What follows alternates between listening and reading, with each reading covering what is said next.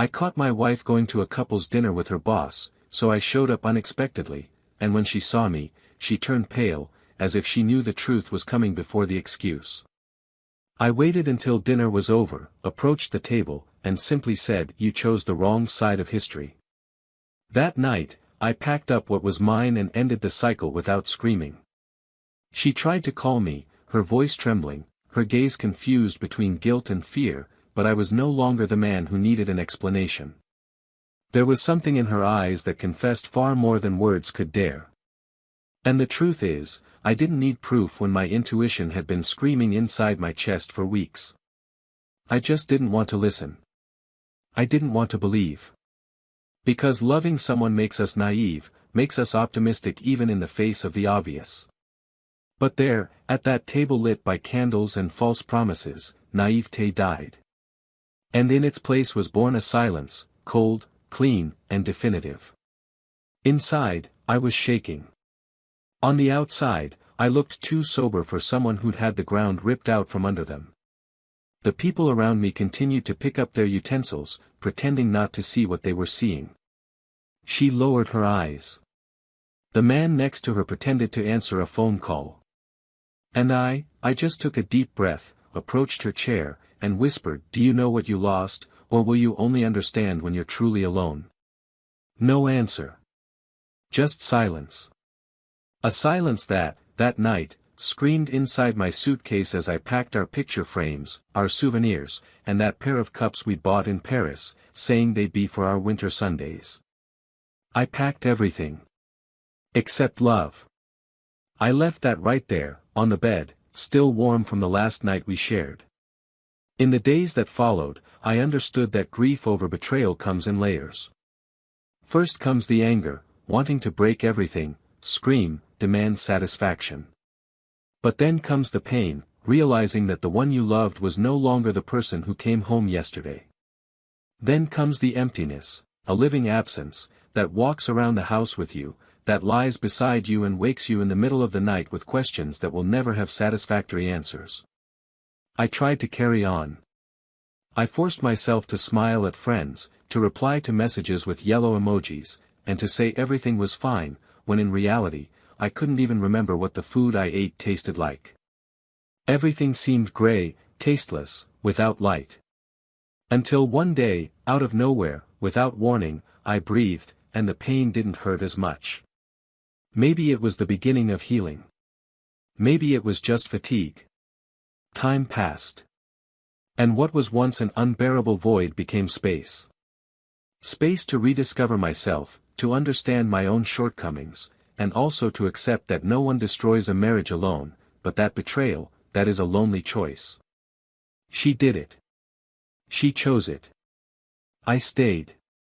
And yet, even at emotional rock bottom, I didn't retaliate with revenge. I just moved on. With dignity. With silence. With self-respect. Because when you truly love someone, even in your goodbyes, you try to leave a little light. She, on the other hand, stayed. With him. Or with what she thought was him. For weeks, maybe months, she lived what she believed was the reward for taking the risk. She posted photos, smiled too much, showed up in new clothes, checked into restaurants she'd never wanted to go to with me. But the truth doesn't hold its own for long. And when the spell wore off, she discovered that what remained wasn't love, it was need. That the man who promised freedom only wanted company until the next distraction. That the glow she thought was passion was just the reflection of an empty display window. He didn't love her. He never had. Maybe he didn't even know what that was. And then, only then, did she look back. But it was too late. He returned. He came to me with the wet gaze of someone who understood, too late, the value of what he had thrown away. He brought apologies, tears, regrets. He also brought a longing that was no longer mine. Because, between silences and healings, I had already found a new love, someone with a calm gaze, a loyal soul, and truth in their actions. Someone who didn't need to promise fidelity because he was already faithful in the way he looked at me. I didn't need to shout victory. I didn't need to expose. I didn't need to show anything. Life takes care of providing the outcome we don't have the courage to write. And when she came to me, I heard everything. Without anger. Without rushing. She said she regretted it, that she had thrown away the only thing that was truly hers. She asked for forgiveness. And I, out of respect for what we once were, forgave her. I gave her a friendly hug. But I didn't go back. Forgiveness liberates, yes, but not all forgiveness opens doors. Some just close with less pain. Today, she lives alone. In a quiet, overly clean apartment. With new furniture, but devoid of history. She walks around the house and sometimes opens a drawer just to look at an old note I left on the coffee table. Sometimes she cries. Other times, she just closes her eyes and wonders how she got there. On the other side of town, I go on with my life. Not with euphoria, but with peace. A peace only found by those who have been whole, even when the other chose to be half. But what she doesn't know, what no one knows, is what happened the night I left.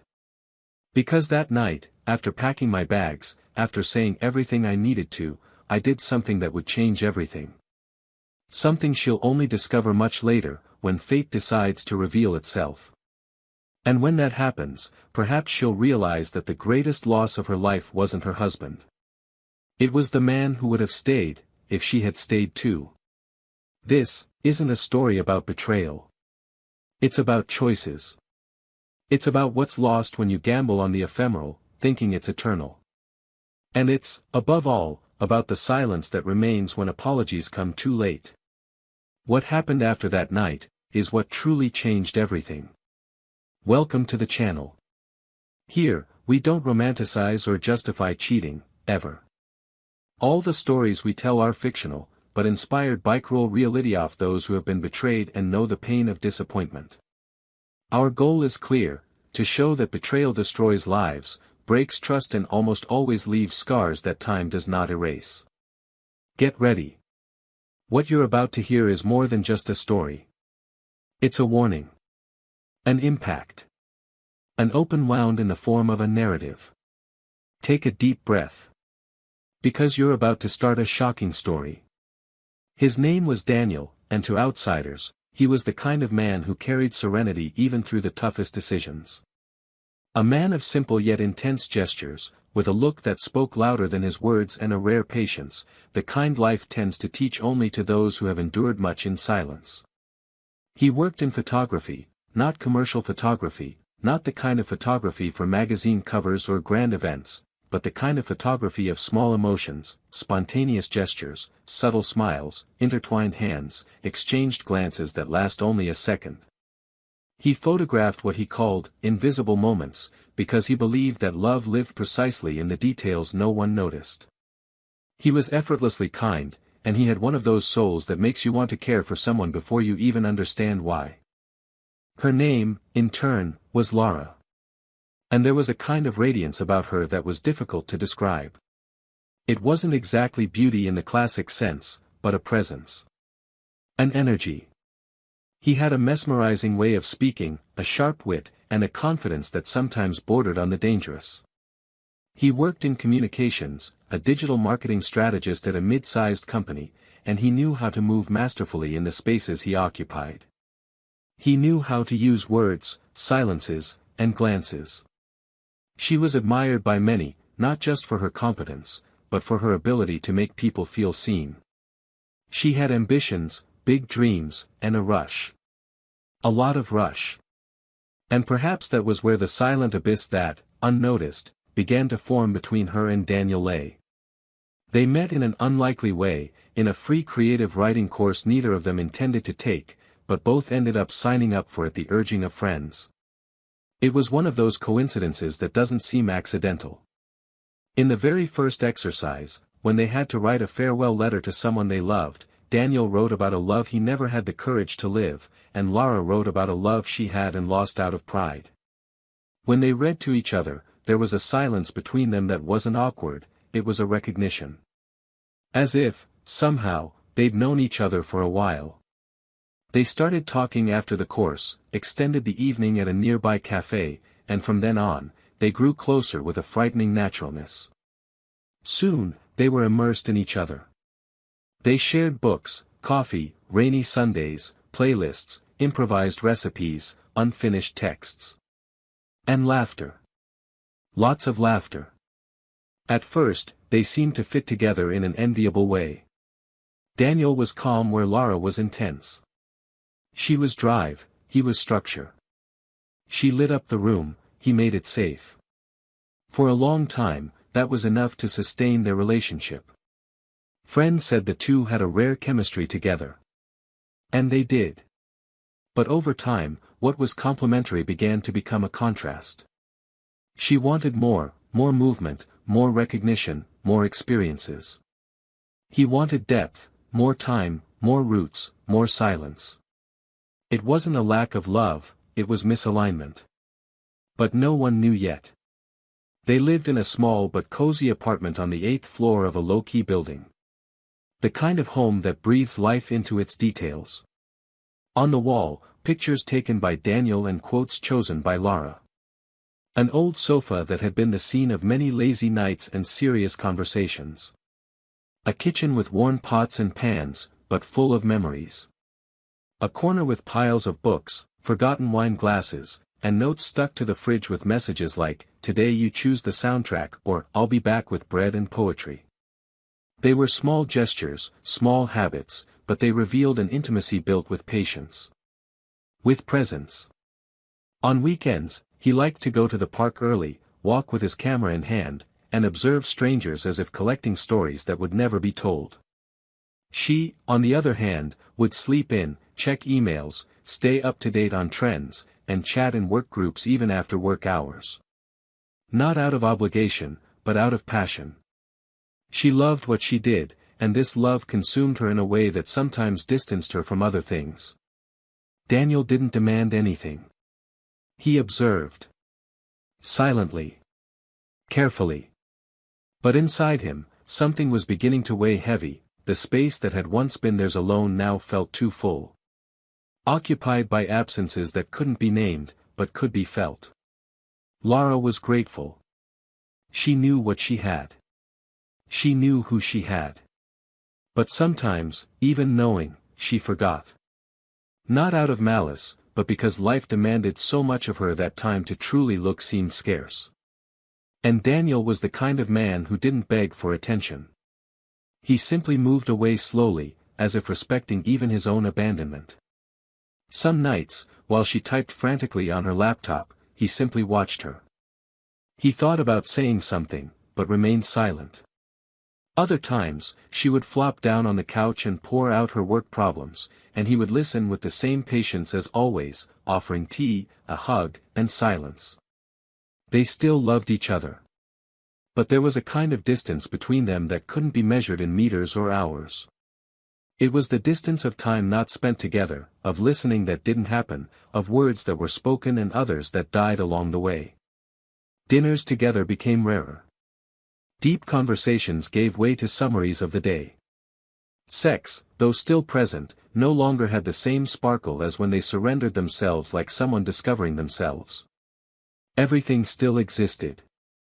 But it existed on autopilot. And the most dangerous thing about this is that, when something starts to slowly die, almost no one notices. She started going out more, citing professional commitments, strategic meetings, networking events. He, in turn, didn't question it.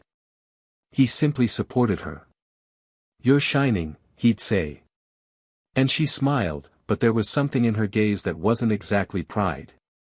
It was distraction. Maybe guilt, maybe emptiness. But he didn't see it. Or pretended not to see it. He preferred to trust. He preferred to believe that the love between them was strong enough to withstand even what wasn't said out loud. And perhaps it was. But the problem was never the strength of love. It was the fragility of choices. Mutual friends began to notice the distance.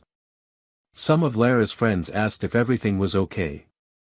She said yes, that it was just a phase, that he was more introspective, and she was busier.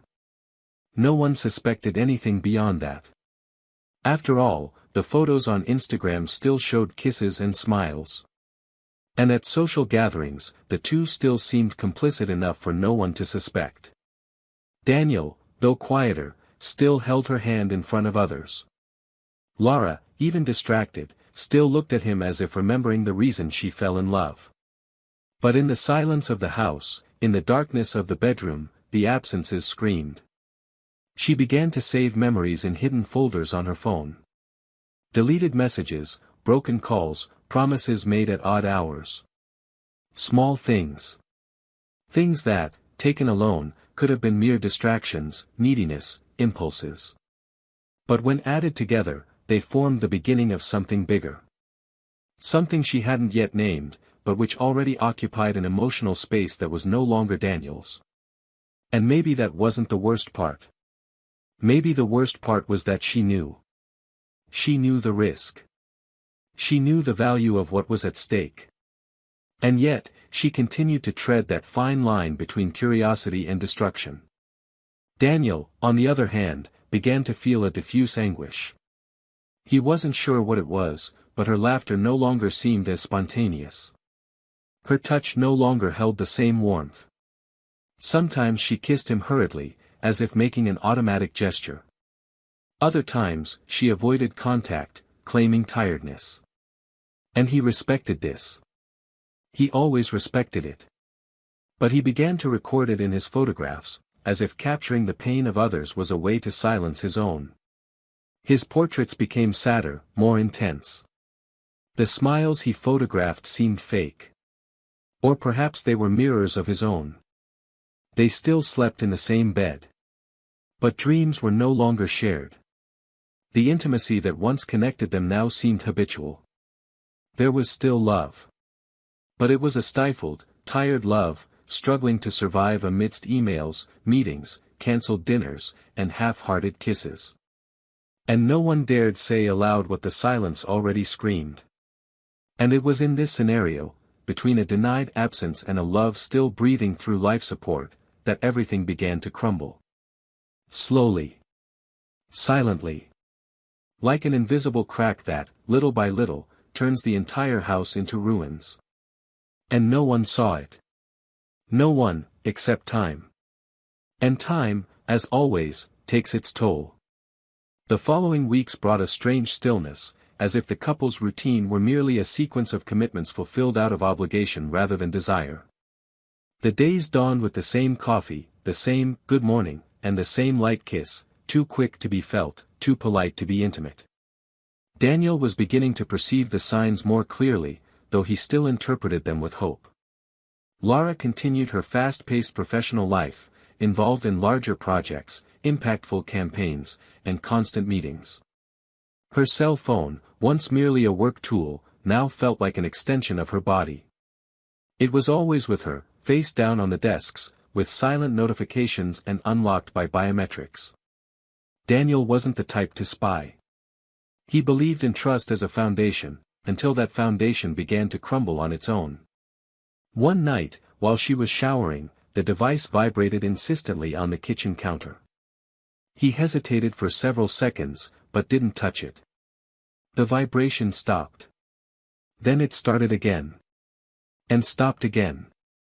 It was as if the sound echoed within him, like a truth calling, even without words. When she returned, he observed her differently, as if trying to find clues in banal gestures. She smiled, talking about the next day's event and how busy she would be until later. She said she was leaving work straight away to have dinner with clients and might be back late. He simply nodded. His heart tightened, his thoughts clouded, but his lips remained silent. It wasn't the first time she'd said this. But that night, something in her voice seemed more rehearsed than sincere. The next morning, Daniel woke up early and went out to photograph. But his mind wasn't present in any of the images. Each click of the camera was mechanical, soulless. He remembered the look in her eyes as she left, the rush of her steps, the perfume more intense than usual, the new dress he'd never seen before, and the makeup more carefully applied than was necessary for a professional evening. There was something building, invisible but dense. Something growing between them like a wall made of accumulated silences. Mid-afternoon, he received a message from her saying dinner had been moved up and that she would be sleeping at a friend's house, as the event venue was closer. He responded with a simple, "Okay." He didn't ask which friend. He didn't ask for photos. He didn't call. But in that very moment, he felt something inside him shatter with a silent, definitive force. He spent the night awake, camera by his side, staring blankly at the ceiling, his mind in disarray. For the first time, the love I felt began to ache like something sick. He felt invisible, disposable, as if he'd gone from being a protagonist to a supporting character in her life. When the sun rose, Lara still hadn't returned. She arrived after noon, wearing sunglasses, a soft voice, and memorized excuses. She said she was exhausted, that the night had been long, that she needed to rest. He simply looked at her, nodded, and said he was going out to lunch. That afternoon, he didn't eat. He wandered through random streets of the city, as if searching on corners for an answer he already had but refused to accept. The days that followed were worse. Her absences became more frequent, and their encounters became more rare. When they were together, it was as if they inhabited different dimensions. She lived in a world of speed, screens, and fleeting promises. He, in a time of memories, touch, and depth. The abyss grew, and she seemed not to notice, or pretended not to. Until, one Saturday night, Daniel was invited by a couple of friends to dinner at a more private restaurant, known for hosting networking events and business meetings. He almost declined, but something inside him made him accept. He told Lara he would go out, and she replied with cutting coldness, "Enjoy it." He didn't answer. He just left. Upon arriving at the restaurant, his heart raced as he saw, through the window, Lara entering with another man. It wasn't a customer. It wasn't a colleague.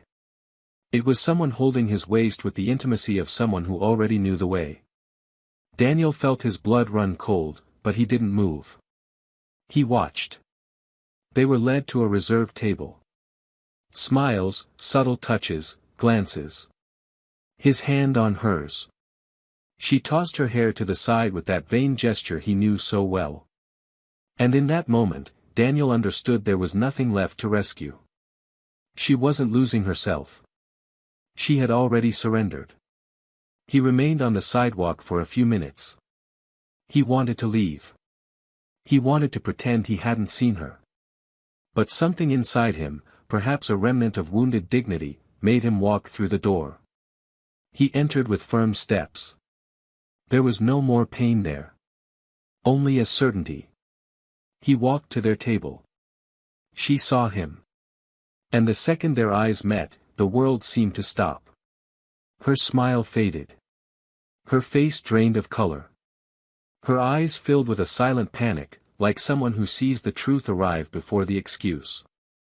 He didn't look at the man beside her. Only at her. And he said, his voice low and firm, "You chose the wrong side of history." She tried to say something, but he had already turned his back. That night, Daniel returned home to a silence even thicker than the one he'd brought with him these past few months. He grabbed a suitcase and began sorting through his things. Photos, clothes, books. Each item held a memory, a fragment of a past that no longer made sense. As he packed up what remained of their life together, he realized that, as painful as it was, there was something liberating about it. It was as if he could finally see clearly what he'd been denying for so long. She returned a few hours later. She found the house half empty, the scent of his perfume still in the air, and a note on the living room table. A simple folded piece of paper with a short sentence, "Loyalty can't be begged." She screamed his name through the house, walked from room to room, trying to find some sign, but all she found was emptiness.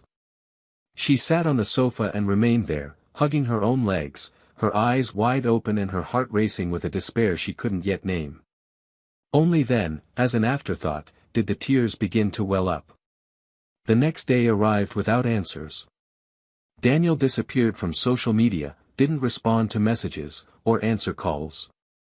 Not out of revenge, but because there was nothing left to say. While she tried to reconstruct excuses in her own head, he began a silent process of rebuilding. Not of the relationship, but of himself.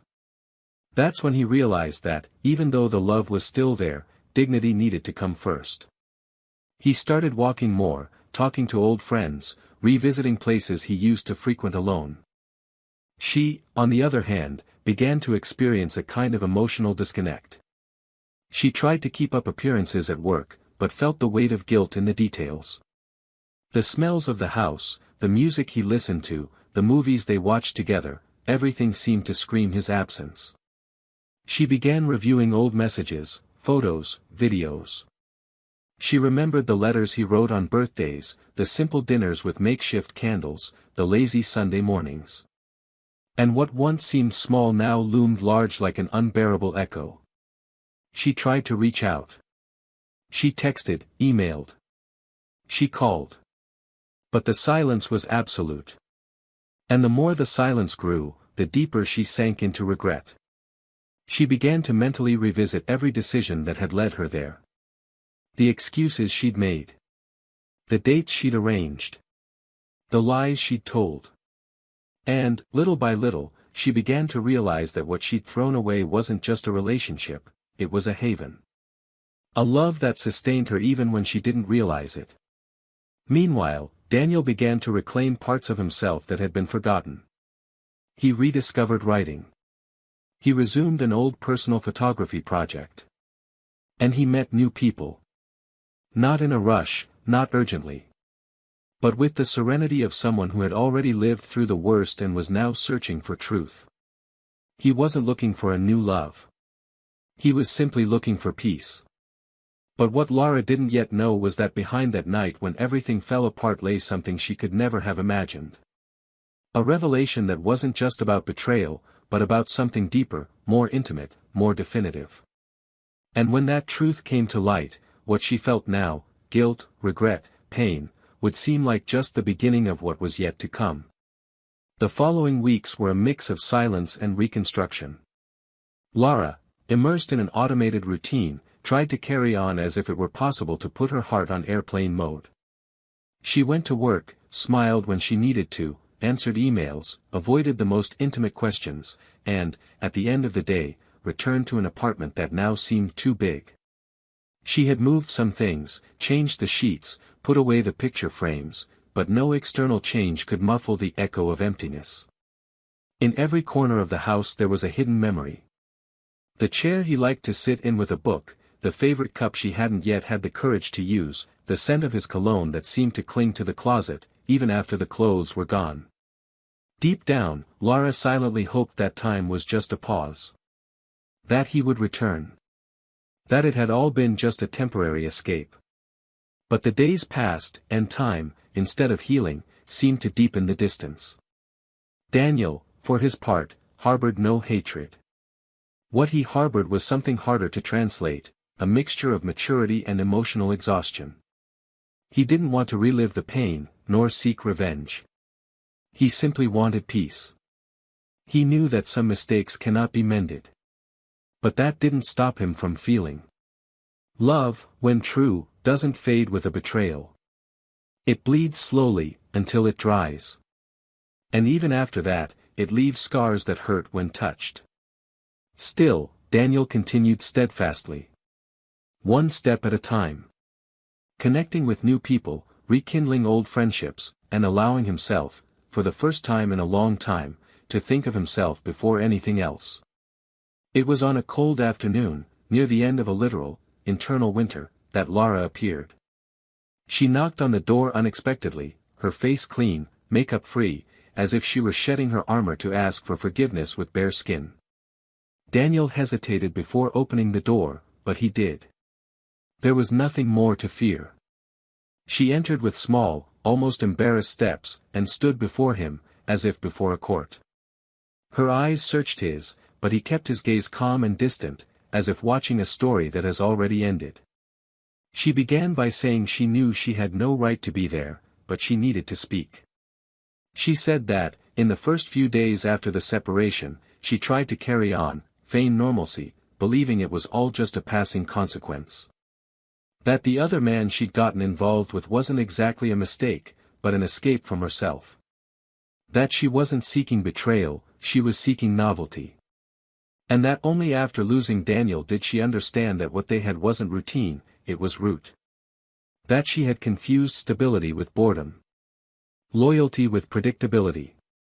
And, deep down, what she wanted was to be seen, not by other eyes, but by her own. Daniel listened attentively. Her voice wavered between firmness and suppressed tears.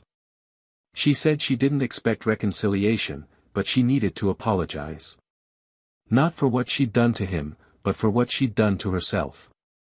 And when she finished, he simply took a deep breath, walked to the kitchen, poured 2 glasses of water, and returned with the same calm. He said he forgave her. Not with relief, nor with anger. He simply forgave her. Because holding a grudge would prolong a pain he no longer wanted to carry. And in that moment, Lara felt the weight of what she had lost not as guilt, but as a definitive absence. It was no longer an attempt at winning her back. It was mourning. But before saying goodbye, Daniel said he needed to show her something. He asked her to wait. He went into the room, returned with a simple wooden box, and handed it to her. "This is yours," he said. Lara, confused, opened the box and found dozens of letters he had written but never delivered. They were dated to specific moments in their relationship, birthdays, trips, arguments, reconciliations. Each letter represented a part of Daniel she had never known. Words he had written when he already felt something was being lost but couldn't say out loud. Lara leafed through them one by one, her hands trembling, her eyes welling, until, at the bottom of the box, she found a different envelope. Red, sealed. Daniel pointed to it and said that was the last one. And that it was written the night he left. She opened it carefully. The text began with a sentence that stopped her in her tracks: "You never betrayed me alone." It was a hard read. There was the acknowledgement that they had both lost each other. That their silence contributed to the other's absence. But at the end of the letter, he said something she wasn't prepared to read. He said that, before leaving home, Daniel had left something hidden, something she would only find if she were ever truly ready to face what she'd lost. He had intentionally left a flash drive behind the picture frame above her bed. And inside was everything she needed to know. Lara returned home distraught. Her heart was racing, her breath shallow, her hands trembling. She ran to her bedroom, removed the painting from the wall, and found it exactly where he'd described. She hurriedly inserted it into her laptop, like someone searching for something that might explode at any moment. On the device, there was only a folder labeled, "For When You Understand." Inside the folder were hundreds of photos. But they weren't ordinary photos. They were images of her. Of Lara. Taken over the years. Some in intimate moments, others in banal scenes of everyday life. In all of them, there was a passionate gaze behind the lens. Each image was accompanied by a caption, written in simple, direct words, as if he were telling the story of a love she hadn't seen. She's sleeping at 6 a.m., even more beautiful when she forgets to pretend to be strong. She laughing at a silly movie, my soul's favorite sound. She's silent on the couch, something bothers her, but she pretends well. She looking at me, unaware she's being watched, I still believe she loved me. With each new photo, Lara felt her legs weaken. She was there, naked, exposed in her humanity, photographed with a devotion she had never understood in life. But the secret, the real secret, wasn't just the unconditional love he'd recorded. It was what came next. At the end of the folder was a video. A single video, just over 5 minutes long. She hesitated before pressing play, but then clicked. The image shook a little, seemingly hastily recorded, with the phone propped up somewhere. Daniel was on the screen. His eyes red, his voice low. He said he'd discovered the betrayal before that night. That he'd learned weeks earlier, by chance, after seeing messages exchanged between her and the other man while she slept. That he could have confronted her, fought, made a scene. But he preferred silence. Because he wanted to understand how far she would go. Because he needed to be certain he was no longer loved. And that, as painful as it was, he needed to see it with his own eyes. And then he says the sentence that destroyed any hope she had: "I was getting ready to propose. I had already chosen the ring. I had already written the vows. I had already spoken to your parents. I was just waiting for the right moment." But it never came. Because love ended, alone. The camera then cuts off, and the screen goes black. The sound of her crying, now loud and deep, begins to fill the house. Lara, kneeling before the computer, understood in that moment that she had lost more than a man. She had lost a destiny. A future that was about to happen, but was cut short by an impulsive choice. She hadn't just betrayed a relationship. She had killed a promise, buried an entire life that was about to begin. And there was no going back. In that moment, the tears no longer brought relief. Only condemnation. She knew that no apology, no attempt at reconciliation, no tears would be able to rebuild what had been undone.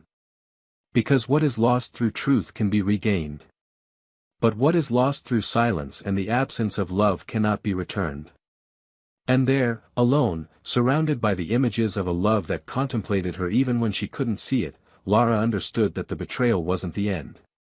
It was merely proof that love was tired of fighting alone. She got up slowly, walked around the house, looked at her belongings, and for the first time, everything seemed black and white. It wasn't longing. It was mourning. And what was to come, would be even crueler. Because time, even though generous, exacts its toll. And there are pains that only reveal themselves after guilt sets in and love is gone. That night, Lara didn't sleep. She sat on the living room floor until dawn, her eyes dry from crying, her face pale, her hands trembling, and a feeling that had no name. Time seemed suspended inside her, as if the world around her had stopped so she could feel, without distraction, the weight of what she had caused. When the sun flooded the room, shining a light on the chaos she had wrought, Lara stood up, her body weary and shoulders hunched. She showered mechanically, threw on whatever clothes she had, and left aimlessly, as if wandering unfamiliar streets were an attempt to escape herself. I didn't know what I was looking for. Maybe forgiveness. Maybe a sign. But deep down, what she really wanted was a way to go back in time, to prevent herself from crossing that invisible line that separates error from tragedy. Across town, Daniel had already received notification of the movement on the flash drive. He knew that, at some point, she would open it. He was prepared for it. He had deliberately left everything, the folder, the photos, the video. Not as revenge, but as a final release. He needed her to know. He needed her to feel what he felt. Not because he desired her pain, but because he believed that only then would she understand the full extent of what she had lost. That day, he left early for a meeting with an editor interested in publishing his photography project on silence. He brought images of people in solitary moments, among them some old photos of Lara that he hadn't yet had the courage to delete. The idea was to transform those images into a traveling exhibition about losses that aren't shouted, losses that reveal themselves in the look, in the gesture, in the absence. The editor was interested. He wanted to know who the people in the photos were, but Daniel deflected. He said they were anonymous. Ordinary people. And, in a way, it was true. Because the pain he experienced could be anyone's. The difference is that he chose to turn it into art, not hate. That same afternoon, Lara wandered the streets, unsure of where to go. He passed their apartment building and, instinctively, went in. The doorman recognized her and opened the door with an embarrassed look, as if he already knew what had happened but said nothing. She went up to the 8th floor and stopped in front of the door to the apartment that now belonged only to her memories. She sat on the floor in the hallway, hugging her legs, and stayed there for over an hour. She waited for him to return, to cross the elevator, to see her there, fragile, ready to say what she never said when there was still time. But Daniel didn't show up. Because he no longer lived there. As dusk fell, she decided to look for him. Not by text, not by phone. She needed to speak to him face to face, eye to eye, with the courage she'd previously lacked. She learned from a mutual friend that Daniel was exhibiting at a small gallery in the city. She took a taxi and went there. Arriving there, she found the place silent, with few people, and the photos displayed on illuminated panels. She walked slowly among the images, recognizing the faces, the expressions, the looks. And then she stopped in front of a photo of herself. She was sitting on the sofa, her hair loose, a lost look in her eyes, and a cup of tea in her hands. The caption read, "She didn't know it yet, but she was already far from me." Lara felt her stomach churn. Further ahead, another image. Her sleeping face serene. Caption, "I loved her even when she wasn't awake to see me." Beside it, a picture of Daniel, alone, with his back to her, in front of a window. And the phrase, "It was here that I decided to leave." That exhibition wasn't just a photographic display. It was their story, fragmented into images and short phrases that said more than any scream. She didn't cry there. She remained silent. When Daniel appeared from the back of the gallery, they stared at each other for seconds that felt like an eternity. She walked toward him, stopped a few feet away, and said in a firm but choked voice, "I saw everything. The letters. The photos. The video. I didn't know. I swear I didn't know." Daniel took a deep breath, lowered his eyes for a moment, and replied calmly, "You didn't want to know. And that's the difference." She tried to explain, but he gently raised his hand, signaling silence. "You don't need to justify yourself. It's not about that anymore. I didn't hate you, Lara. But at some point, I had to choose between continuing to wait for you or choosing myself. And I chose myself." She nodded, swallowing back the tears that insisted on falling. She said she understood. That she didn't expect to be taken back, but she needed to hear from him that, somewhere in the past, it was all real. Daniel replied, "It was. It was very real. But that doesn't mean it's over." And then, as if offering a farewell, he hugged her. It was a long, painful hug, full of unspoken words. She held him tightly, as if trying to imprint a final touch on her skin, and then slowly pulled away, her eyes red, her chest heaving. She walked to the gallery exit, paused for a moment, and looked back. Daniel had already turned around. He was helping one of the visitors, smiling lightly. And in that moment, Lara understood that the cycle was over. In the days that followed, she began to change. Not for him, but for you. She went to therapy, faced her truths, revisited traumas, and faced mistakes. He didn't try to fill the void with distractions. He simply mourned what he'd destroyed with his own hands. He learned to live with his absence. You learn to look at yourself more honestly. He began writing about it all, not as a way of redeeming himself, but as an attempt to understand. He transformed regret into reflection. Pain into maturity. And, above all, he began to respect love, what he had, what he lost, what he might one day feel for someone else again. But never in the same way. Daniel, for his part, continued building a new life. With more presence, with more awareness. He met a woman at a photography event. It wasn't an instant crush, it was a connection. Someone who arrived not to replace, but to complement. With her, the days began to take on a different color. The house gained new objects, new routines, new silences, now lighter. Daniel relearned to love, without haste, without fear. And, above all, with truth. Months later, on a random afternoon, Lara received a letter. No sender. It was from Daniel. A single sheet, just a few lines. It simply said, "Today, I can remember you without pain. I hope that one day you can remember me without guilt. And there, with the letter in her hands, she smiled. For the first time in a long time, not with sadness, but with gratitude. Because the love that was once theirs, even if not eternal, was real. And that was enough. But life, as always, holds its own endings. And sometimes, they don't come with reunions or reconciliations. They come with maturity.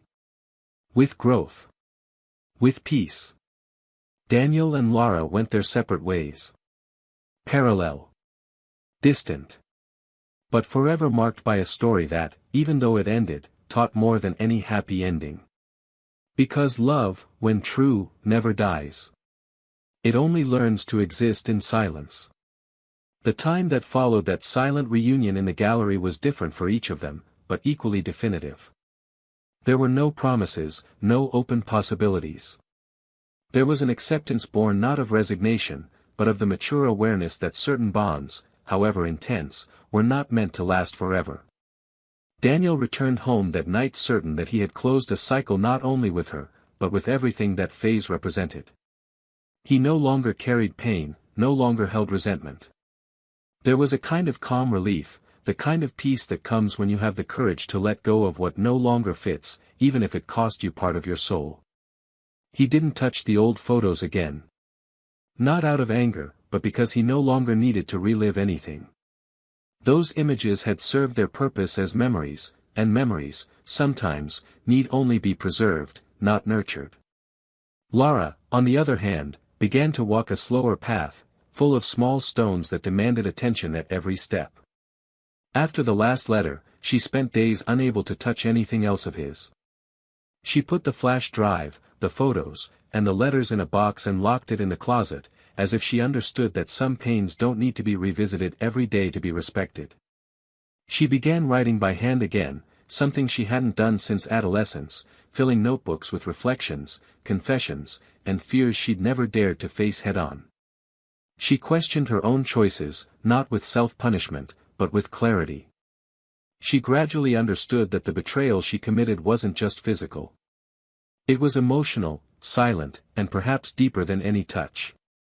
She realized that infidelity begins long before the hidden kiss or the told lie. It begins when you stop being present, when you decide to ignore the other person's pain, when pride speaks louder than affection.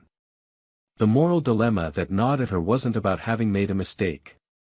It was about having taken so long to admit that it was hers. For so long, she had hidden behind the excuse of routine, distance, and the difference in worlds. Now, she saw clearly that Daniel had always been there. He just didn't shout, didn't demand, didn't impose himself.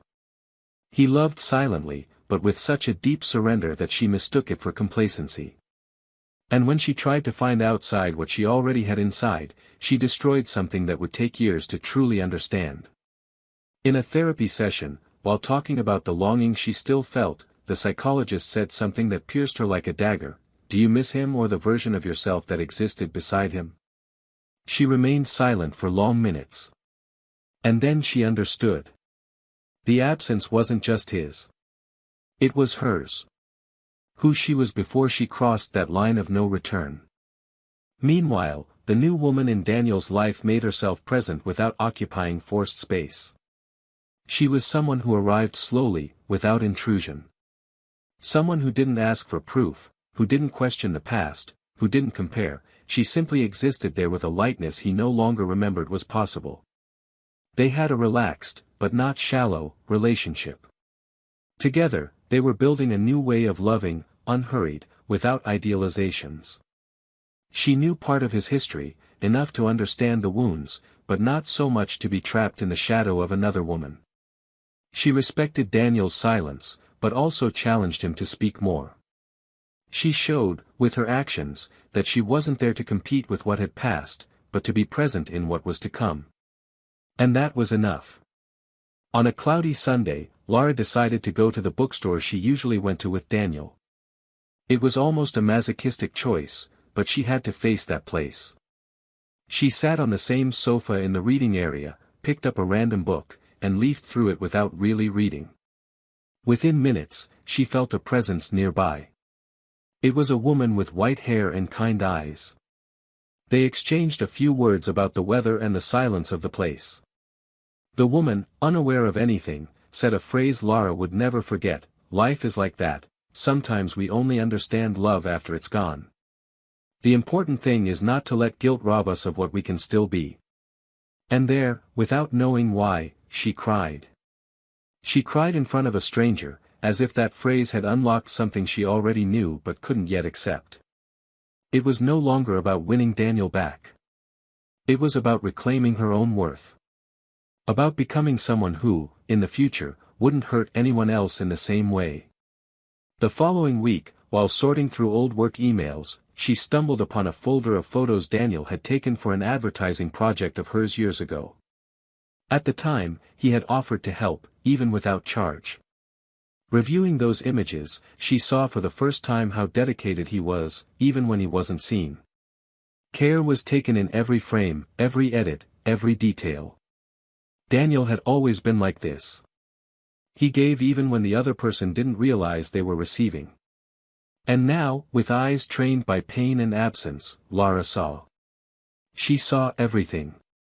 And it hurt even more to know it was too late to thank him. The dilemma that haunted her was no longer whether he would forgive her; she already knew that he would. It was whether she would ever be able to forgive herself. Not for the betrayal itself, but for having been blind to the truest love she'd ever known. For having needed to lose him to recognize it. And for knowing that what she destroyed wasn't just a relationship. It was a chance to be better. Not for others. For herself. Daniel, meanwhile, walked with firm steps. I still thought of her in random moments of the day, seeing a street, hearing a song, tasting a dish. But these were neutral memories. They no longer came with pain or longing.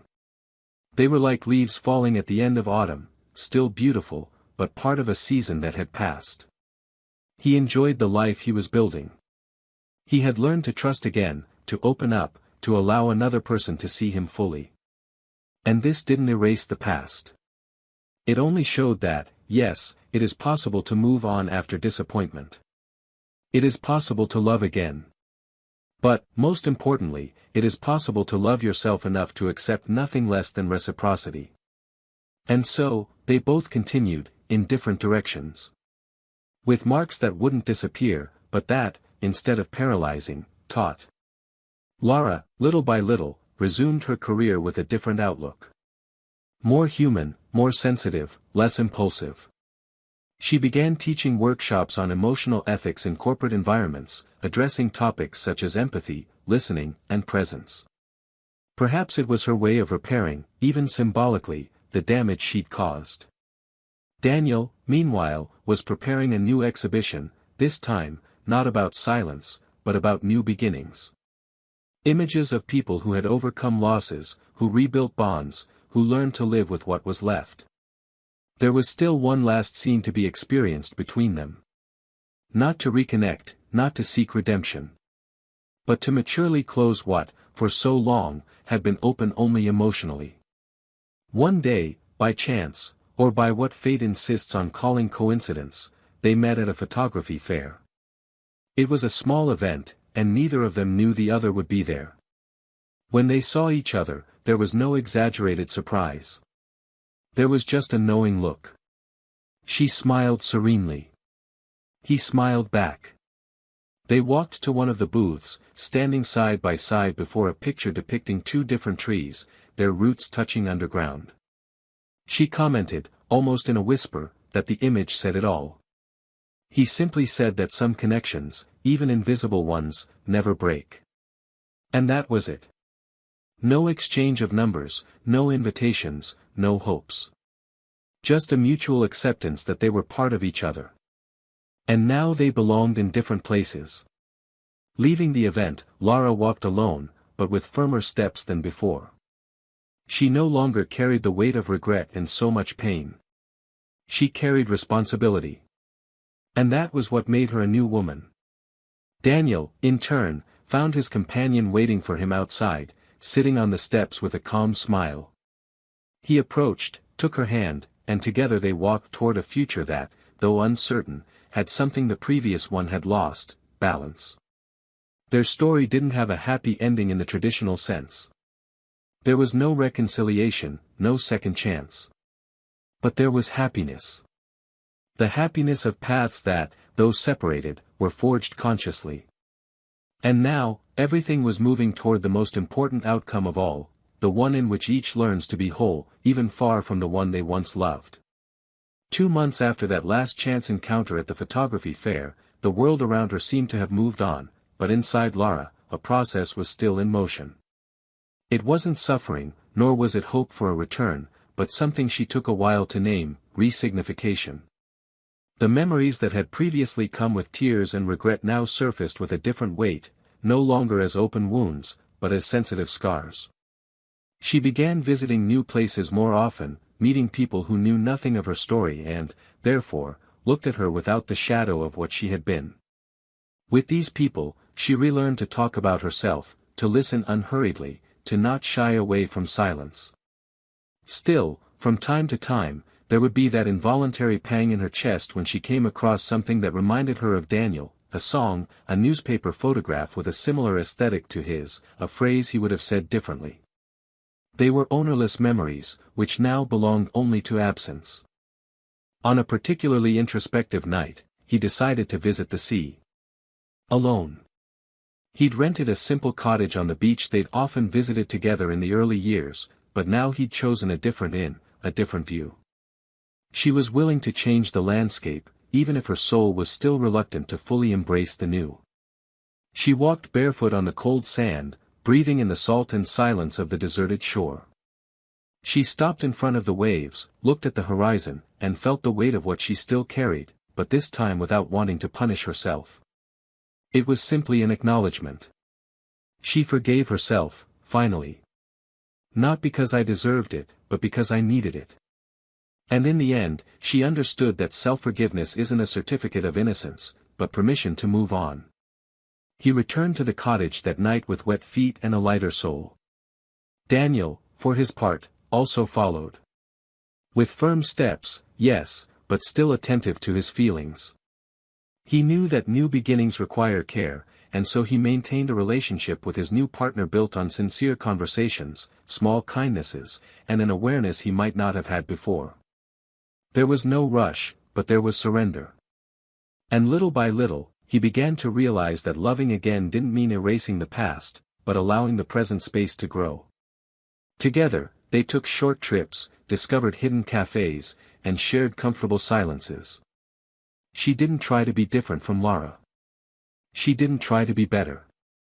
She just was herself. And that was enough. One day, during a walk among tall trees and clear skies, she held Daniel's hand and, without looking directly, said, "I know you still think about her sometimes. And it doesn't bother me. As long as I continue to be the one by your side now." Daniel stopped, looked deep into her eyes, and replied honestly, "What happened doesn't hold me back. It only taught me not to make mistakes where it hurt." And then, they continued in silence. Together. Meanwhile, Lara increasingly pored over her writing. She transformed the notebook she'd filled into a series of short texts, reflections on choices, love, guilt, and reconstruction. She created a social media profile under a fictitious name and began publishing her thoughts there, without a photo, without a face, without labels. And to her surprise, the texts began to gain readers. People identified with them, shared them, commented with their own stories. She discovered that her pain, however intimate, was not solitary. Others had also loved wrongly, betrayed out of fear, abandoned out of pride. Publishers began approaching her for the book, but she declined at first. She still didn't feel ready to publicly acknowledge what she had experienced.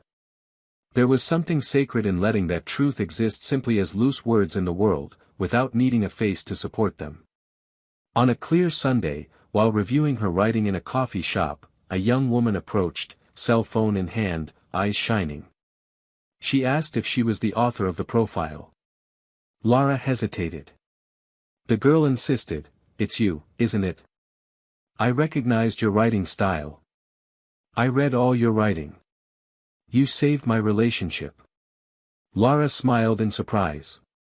The girl said that, while reading one of the articles, she realized how much she was repeating mistakes she herself had once condemned.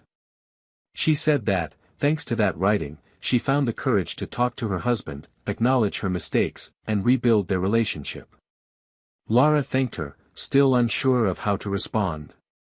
When the young woman left, she stood there, motionless, her hands around her coffee cup, her heart filled with something she hadn't felt in a long time: purpose. Daniel's life was also taking on new contours. His photography project about new beginnings was selected for an exhibition in another country. It would be his first international business trip. The woman now walking with him was enthusiastic about the idea, and together they began planning the trip.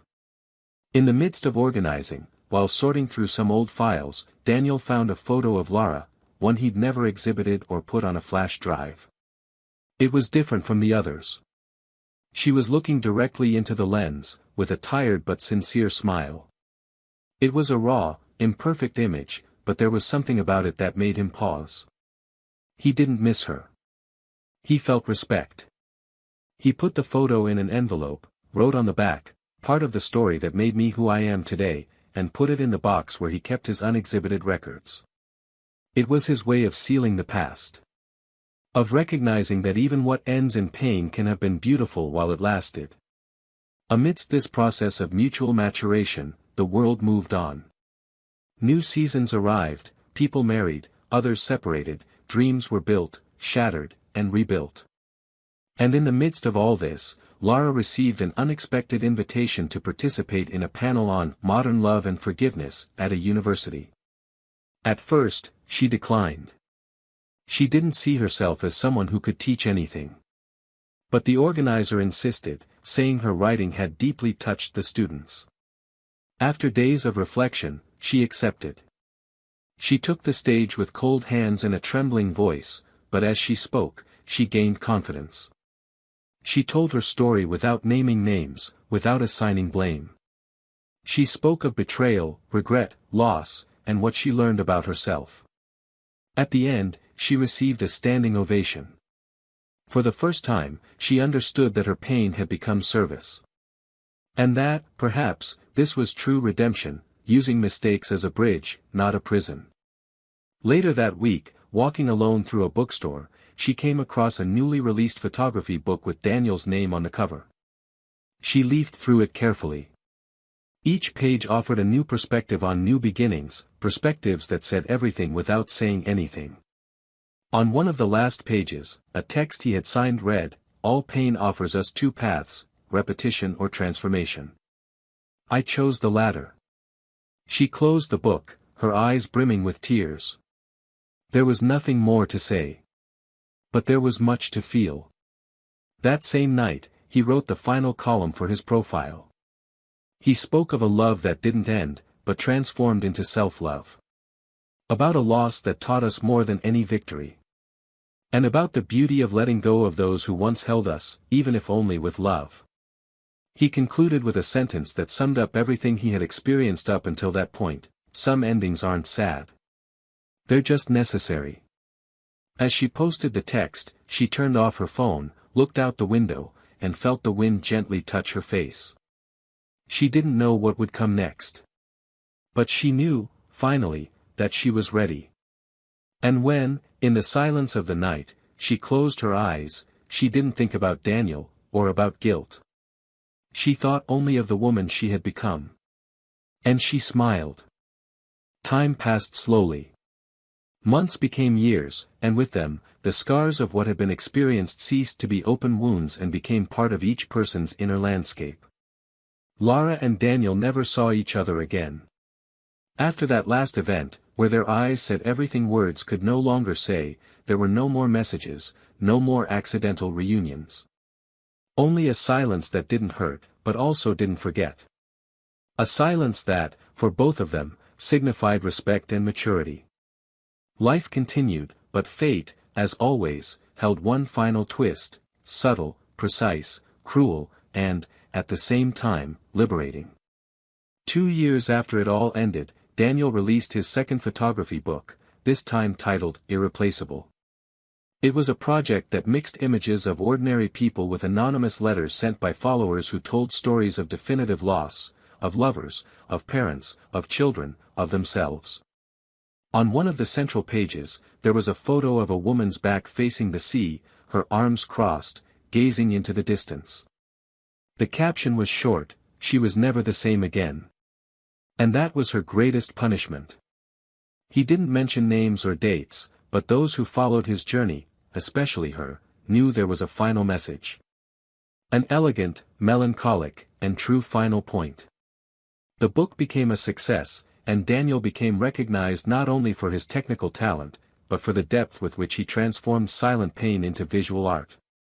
Lara learned of the book's release by chance, seeing a post online. The title of the book pierced her like a blade. Not because she still missed him as much as before, but because she understood that, even after everything, a part of her still longed to be remembered by him with more tenderness. And that phrase, hidden beneath a poetic image, struck her with the force of a truth she already knew but didn't want to hear again: she truly was never the same. He had rebuilt himself, yes, but not with the same materials. She was different. Stronger in some ways, more fragile in others. Less confident in her certainties, more aware of the consequences. She continued writing under the same pseudonym, but she no longer wrote about pain, now she wrote about lucidity. She spoke of choices, of reconstruction, of empathy, and many readers continued to believe that this faceless author had experienced something devastating. And they were right. She simply chose not to use it as a shield, but as a mirror. One day, Lara was invited to participate in a radio program about contemporary literature. She accepted without hesitation, and for the first time, revealed her identity as the author behind the profile that was gaining notoriety. The repercussion was enormous. Thousands of messages arrived. Among them, one, anonymous, signed with just one word: gratitude. She didn't know if it was from Daniel, the woman he was now with, or someone who simply understood her story. And perhaps it was for the best. Because not all responses require identification. Some simply need to arrive to fulfill their purpose. Daniel's new partner, contrary to what many expected, was not a shadow of his previous wife. She was light. Intelligent, sensitive, and centered, she understood his silences, participated in his creative processes, and, most importantly, never competed with the past. Over the years, she built a solid relationship with him, based on truth and reciprocity. They had a son, a boy with a calm and curious gaze, who inherited his father's taste for observing the world in detail and his mother's gift for translating feelings into words. Little by little, Daniel saw his life take on shapes he never imagined. The pain that tore him apart in the past became fertile ground for an even more beautiful story. Not perfect, but true. Lara, for her part, never remarried. She had 2 brief, intense relationships, but they ended for different reasons. Not out of fear, but out of wisdom. She learned to spot the signs early on, to listen to what the silences said, to recognize the voids before they grew too big. She preferred being alone to something lukewarm. Her greatest commitment became to the truth, her own and that of those she approached. She began giving lectures at schools and companies on emotional responsibility, and many couldn't imagine that this strong, articulate woman had once destroyed the purest love she'd ever known. And that was the point. She no longer hid. She told her story as a form of prevention. So that others wouldn't make the same mistakes. So that betrayal wouldn't be romanticized as impulse or need, but treated for what it truly is, a rupture that destroys not only the other person, but also those who choose to betray. One late afternoon, during one of her lectures, she was approached by a young woman who, in tears, said she was about to cheat on her husband. She already had someone in mind, dates planned, and excuses prepared. But upon hearing her story, she gave up. She returned home, looked at her husband with more sincerity, asked for help, went to therapy, and together, they started anew. Laura held the young woman's hand and said, "You saved something I destroyed. That's enough for me." And in that moment, she understood that, even without personal redemption, she could offer transformation to others. It was there that the beauty of her new life was born. Not in regained love, but in multiplied awareness. Years later, Daniel wrote another piece, this time an opinion piece for a major magazine. He discussed emotional fidelity, how the cruelest betrayals aren't physical, but those that ignore the other person within a relationship. He noted that betrayal often begins when we stop caring, listening, and being present. He concluded the article with a quote that went viral on social media: "Love doesn't die when there's no kiss. It dies when there's no presence." The text was shared by thousands, including Laura. No caption. Just the quote, with the link. It was his public acknowledgement that, even on different paths, his voice still had something to teach. And that, for her, was enough. Today, Laura continues writing. She teaches, travels, lives alone, but fulfills herself. She chose not to repeat the mistake. She chose, every day, to be the woman Daniel deserved to have met at the wrong time. And even though he's no longer there to see it, she is. And that's enough. Daniel, now a father, partner, photographer, and respected author, lives with gratitude. Not for the pain he experienced, but for the man he became for having survived it. In one of his last interviews, he was asked if he had overcome that experience. He smiled and replied, "You don't overcome what shaped you. You just learn to live without the weight." And that was the most sincere answer he could give.